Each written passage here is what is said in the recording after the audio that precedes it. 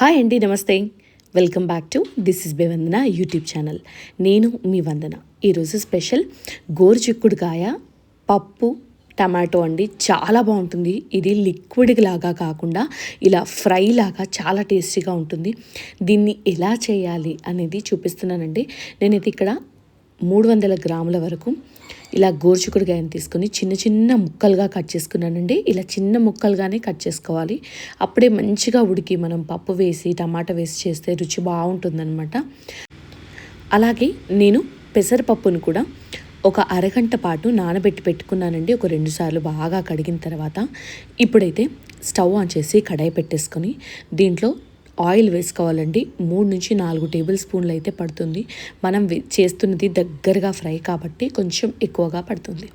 నూనె వేడిన తర్వాత జీలకర్ర ఆవాలు వేసేసుకొని అలాగే కరివేపాకు కూడా వేసుకొని వేయించేసుకోవాలండి. ఈ వేగిన తర్వాత కట్ చేసుకున్న 4-5 పచ్చిమిరపకాయలు వేసుకొని వేయించుకోవాలండి. మిరపకాయలు మంచిగా వేగిన తర్వాత దీంట్లోకి 3 వరకు మీడియం సైజు ఉల్లిపాయల్ని ఇలా ముక్కలుగా కట్ చేసి వేసేసుకోవాలండి. అలాగే ఇక్కడ మనం ఉల్లిపాయ ఉడకడానికని కాస్త ఉప్పునైతే వేసుకుంటున్నానండి. మంచిగా వేగి రంగు మంచిగా వస్తుందన్నమాట. అలాగే సాఫ్ట్నెస్ కూడా మంచిగా వస్తుంది ఉప్పు వేయడం వల్ల. వేసి మూత పెట్టి ఒక 5 నుంచి 7 నిమిషాల వరకు వీటిని వేయించేసుకోవాలి. మూత పెట్టి వేయించండి, మంచిగా ఉడుకుతుందన్నమాట. ఇలా వేగిన తర్వాత మూత తీసి అంతా మంచిగా కలిపేసుకొని 1 టేబుల్ స్పూన్ వరకు అల్లం వెల్లుల్లి పేస్ట్ని వేసేసుకోవాలండి. ఇది కూడా పచ్చిదనం పోయేంత వరకు వేయించుకోవాలి. ఇది ఫ్రెష్గా తయారు చేసుకున్న అల్లం వెల్లుల్లి పేస్ట్ అనమాట. అందుకని ఈ కర్రీ టేస్ట్ ఇంకా బాగా అనిపించింది నాకైతే తినేటప్పుడు. తర్వాత కొద్దిగా పసుపు వేసుకోవాలండి. వేసేసుకొని అంతా కలిపేసి మనం ముందుగా ముక్కలుగా కట్ చేసి నీళ్ళలో వేసి పెట్టుకున్నాం కదా గోరుచిక్కుడు ముక్కలు, వాటన్నిటిని నీటిని తీసేసి అన్ని ముక్కల్ని కూడా మనం ఇందులో అయితే వేసేసుకోవాలండి. ఇలా చిన్నగా కట్ చేసుకున్న వాటిని కొద్దిగా సేపు వేయించేసుకుంటే మంచి సాఫ్ట్గా ఉడుకుతాయి అన్నమాట. మీరు పెద్దగా కూడా వేసుకోవచ్చు, కానీ ఇలా నార తీసేసి చిన్న ముక్కగా కట్ చేస్తే టేస్ట్ చాలా బాగుంటుంది. ఇలా గోరుచిక్కుడు కూడా వేగడానికని చెప్పి నేను ఇంకొక 10 నిమిషాలు ఇలా లైట్గా వేయించుకున్నానండి. అలాగే కాస్త ఉప్పుని కూడా నేను ఇక్కడ యాడ్ చేసుకుంటున్నాను. ముక్క చేదు రాకుండా ఉంటుంది. గోరుచిక్కుడు కొంచెం పసరు టేస్ట్ లాగా, కొంచెం లైట్గా చేదులాగా నాకు అనిపిస్తుంది అనమాట. ఆ టేస్ట్ అన్నది పోతుందనమాట ఉప్పు వేసి ఉడికించుకోవడం వల్ల. అలాగే మనం ఇంట్లో మిరపకాయలు వేసాం కాబట్టి దాని నుంచి కూడా కారం కూడా ముక్కకు మంచిగా పట్టి ఇలా ఉడుకుతుందండి. మనం ఎటువంటి వాటర్ కూడా ఇంట్లో వేయవలసిన అవసరం లేదు. అంతా మంచిగా వేగిన తర్వాత చూడండి, ముక్క నలిపితే ఎంత ఫాస్ట్గా సాఫ్ట్గా నలిగిపోయిందో.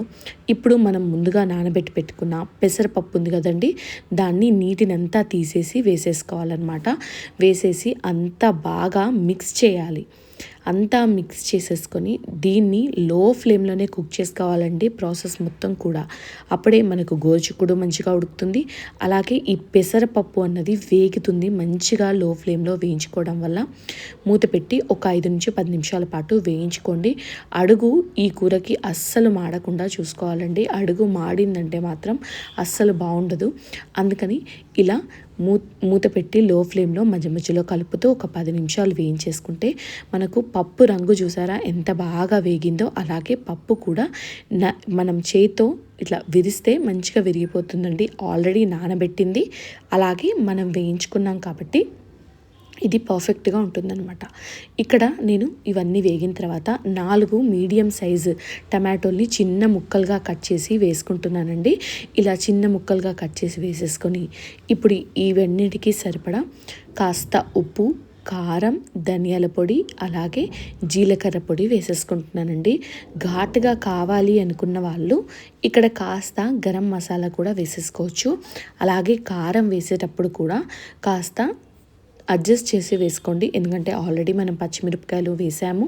ఒకవేళ అవి కారంగా ఉంటే కనుక ఇక్కడ కారం వేయవలసిన అవసరం లేదండి. లేదు అంటే కాస్త కారం వేసేసి అన్నిటినీ కలిపి ఇలా మూత పెట్టేయాలండి. నేనైతే ఇలా టమాటో వేసిన తర్వాత మసాలాలన్నీ వేసి మూత పెట్టేస్తానమాట. ఇలా టమాటో సాఫ్ట్గా ఉడికిపోతుంది. అలాగే ఈ టమాటోలో ఉన్న నీటితో పాటుగా మనకు ఈ కర్రీ కూడా కొంచెం మంచిగా ఉడుకుతుందనమాట.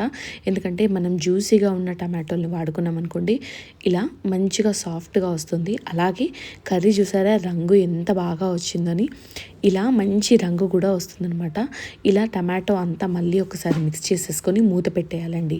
మూత పెట్టేసి ఇంకొక 10 నిమిషాలు ఉడికించుకున్నారంటే మనకి ఇలా గోరుచిక్కుడు టమాటో పప్పు సూపర్గా రెడీ అయిపోతుందండి. ఇది కొత్తిమీర జల్లేసుకొని అలాగే ఇంకాస్త ధనియా పౌడర్ కూడా నేను వేసుకున్నానండి. మంచి ఫ్లేవర్ వస్తుందన్నమాట. కొత్తిమీర అలాగే ధనియాల పొడి మంచిగా వేసుకున్నారంటే అంతే అండి. చాలా సింపుల్గా ఈజీగా మనము ఇలా పప్పు ఫ్రై రెసిపీ గోరుచిక్కుడుకాయతో చేసుకుంటే చాలా బాగుంటుంది. ఒకసారి ట్రై చేయండి. మీరు ఎలా ఉంది అన్నది మనకైతే కామెంట్ చేసి చెప్పండి. వీడియో నచ్చితే లైక్ చేయండి, షేర్ చేయండి. అలాగే మన ఫ్రెండ్స్ అండ్ ఫ్యామిలీకి ఈ రెసిపీని పంపించి వాళ్ళకు నచ్చితే మన ఛానల్ని సబ్స్క్రైబ్ చేసుకోమని కూడా చెప్పండి. అలాగే మళ్ళీ ఒక వీడియోలో ఖచ్చితంగా కలుస్తాను. అంతవరకు సెలవు. అలాగే మన ఛానల్ని సబ్స్క్రైబ్ చేసి వీడియోని లైక్ చేయండి. Thanks for watching. Please subscribe. By. Take care.